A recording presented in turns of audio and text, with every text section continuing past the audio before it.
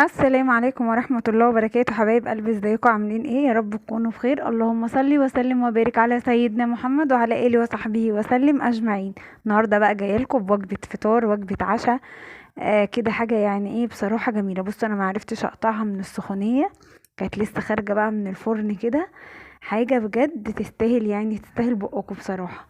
صلوا بقى على الحبيب المختار، اللهم صل وسلم وبارك على سيدنا محمد. نقول بسم الله ولا حول ولا قوة الا بالله، وندخل الفيديو بقى مع بعض نشوف هنعمل ايه. هنا كده كنت بدهن الصينية بقى ايه، سمنة، زبدة، سمنة على زيت. شوفي المتاح عندك والمتوفر عندك اشتغلي بيه. اللهم صل وسلم وبارك على سيدنا محمد. بصوا دي بقى ايه، بيتزا الجلاش او البيتزا الشرقيه بتاعه الجلاش. بصوا كانت جميله جدا، وكمان يعني ايه في طريقه عمايلها هتشوفوها معايا سهله قوي وبسيطه، وكمان مش مكلفه. يعني انا عملتها بصراحه، ما كلفتهاش اي حاجه من بره. هو كل اللي انا جبته الجلاش. كان عندي طبعا لبن في البيت، وعندي بيض في البيت، وعندي جبن في البيت. كله من البيت، كل الحاجات اللي في البيت، وفلفل، وحتى مرضتش اشتري زيتون. يعني انا قلت هتبقى حاجه موجوده من اللي موجوده في البيت. مرضتش ان انا يعني ايه ازود على ان انا اجيب حاجه او كده. ان احنا قلنا ايه حاجه كده ايه للفطار سريعه يعني. بصوا هنا كده بين كل رقتين هاخد رقتين جلاش، واحط ايه فيهم سمنه. ادهنهم كده ايه دهنه حلوه كده زيكم. وايه كده انا دهنت، عملت نص ورقه الجلاش. وهنا كده بصوا هدهنها بقى ايه، هعملها بالجبنه البيضه الاول كده. حاولي بقى ايه، بصي جبنه بيضه علب، جبنه بيضه من اللي هي الاسطنبولي دي، زي ما انت عايزه واللي متاح عندك اعمليه. والله العظيم بجد كانت حلوه قوي، وفي نفس الوقت بسيطه ومش مكلفه. بصوا هنا كده كنت بقى احط ايه، كان عندي شويه جبنه موتزاريلا كده. حطيت شويه وايه، وقلت اما اقطع كام قرن فلفل كده. قلت ايه نلم بقى ايه الحاجات اللي في التلاجة عشان ننزل بقى ايه نستوى تسويقة حلوة كده بقى ايه. تسويقة ما بعد العيد. او الواحد فعلا مش لسه منزلناش، مش عارفين نظبط نفسنا، بس احنا طبعا عشان عندنا امتحانات هنحاول يعني. ادعوا لنا بقى وادعوا لولادنا كده، ربنا يوفق بتوع الاعدادية وبتوع الثانوية العامة يا رب، وينجحهم كده يا رب، ويفرح اهاليهم بيهم. ان فعلا الاهالي بتتعب اكتر من عيالها. هنا كده بصوا كنت بقى برص انا كنت سايباها مفتوحة. فهنا بقى كنت بلم الجلاش كده وادخله جوه الصينية. وايه قلت بين كل شوية يعني اقوم ايه دهنة سمنة كده. انا كنت عاملاه بالزبدة مع شوية زيت. بيخلي طعمه حلو قوي، بيخليه مورق. هتشوفوه معايا والله، بس انا بصراحة ما عرفتش اقطعه. هنا كان سهيل طبعا بيحاول ان هو يساعدني كالعادة. بصوا سهيل ده هيبقى الشيف براك.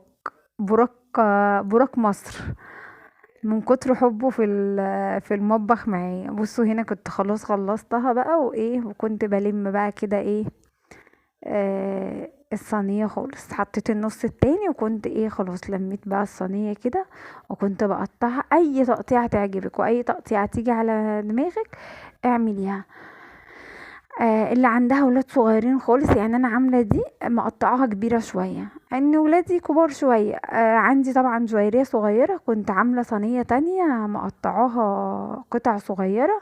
عشان ايه اللي ليه نصيب في حاجه ياخدها، اللي ليه عايز ياكل قطعه مثلا من الكبيره ياكل، واللي عايز ياكل قطعة من الصغيرة ياكل. اللهم صل وسلم وبارك على سيدنا محمد.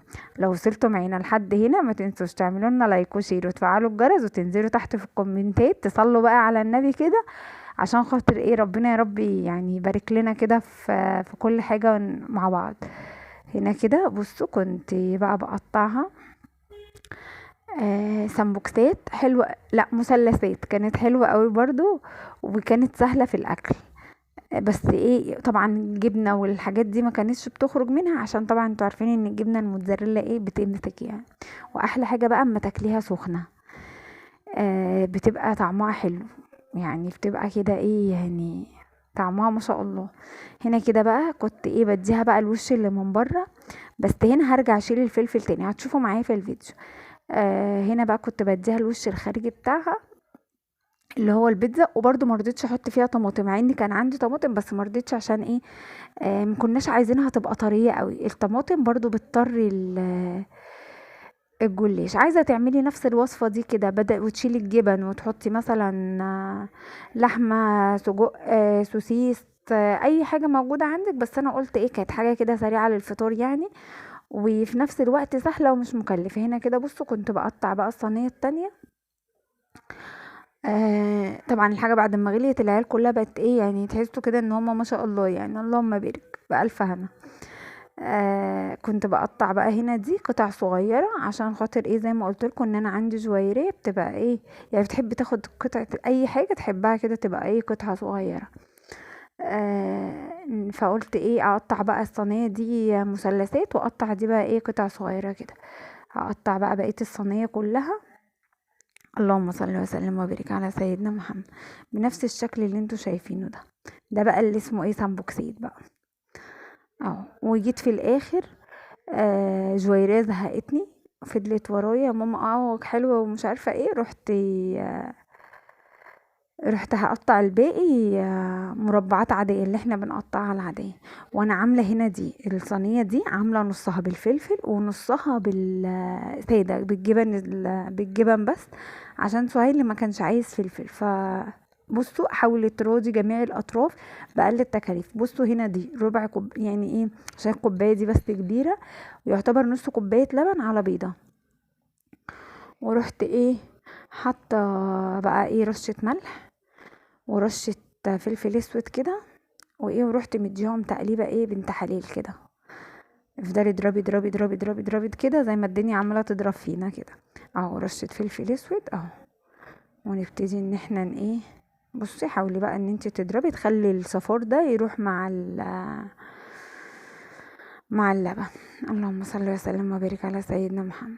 بصوا كده. بس انا اصلا مش حاطه بقى ايه، مش حاطه لبن كتير عشان خاطر انا مش عايزاها تبقى ناشفه. بس اللبن بيديها طبعا طعم حلو، وفي نفس الوقت بيعزز من قيمتها يعني، والقيمه الغذائيه اللي فيها يعني بتزيد. كده. هي بقى لو عملتيها بقى، لو عندك جبنة قريش وعملتيها بيها، يا ربي على الجمال بجد، يعني بجد بتبقى حلوة قوي. جربوها وان شاء الله هتعجبكم بإذن الله.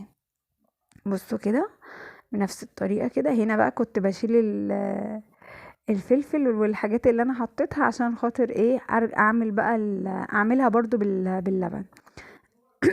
اياد قعد يقول لي يا ماما مش لازم تعمليها باللبن، بس انا قلت له لا، خليها ايه، هنعمل الاتنين زي بعض. كده. اللهم صل وسلم وبارك على سيدنا محمد. بس وهفضل بقى ايه اقلبها كده لحد ما ايه تشرب اللبن، واقوم ايه مدخلاها الفرن على درجة حرارة 200. بصوا مش هتاخد حوالي ربع ساعة، هي بالظبط ربع ساعة. وهنقوم ايه مطلعينها مدينا رشة الجبنة الجميلة، وبعد كده ايه هنشوف هنعمل ايه تاني مع بعض. بصوا اهو كده. وهنقوم مدخلينها الايه، راصين عليها بقى الحاجات تاني، الفلفل والفلفل الاخضر والفلفل الاحمر الالوان ده. بصوا شكلها هنا كده. كنت طلعتها من الفرن، دخلتها الفرن وطلعتها تاني عشان ايه، اديها بقى ايه وش الجبنة الموتزاريلا من فوق.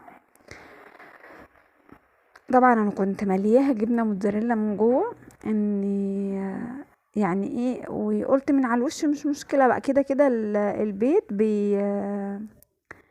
البيض واللبن بيخلوا وش الجلاش يحمر، زي يعني والله بالظبط نفس طعم الجلاش الشرقي، الايه البيتزا الشرقي نفس الطعم، بتبقى كده يعني. بصوا هنا كنت بوريكم لونها. بصوا خلاص استوت من تحت، هي يا دوبك عايزه الوش بس. وهنا كده بعد ما خلصنا بقى وطلعناها، بصوا كان شكلها بصراحه يفتح النفس. يا رب نكون ضيوف خفاف عليكم. ما تنسوش لو وصلتوا معانا لحد هنا وعملنا بقى طبق سلطه ايه كده، اهم حاجه طبق السلطه. تنسوش لو وصلتوا معانا لحد هنا تعملوا لنا لايك وشير وتفعلوا الجرس وتدوسوا على كلمة كل عشان يوصل لكم كل جديد سمسمة بتنزله. والسلام عليكم ورحمة الله وبركاته.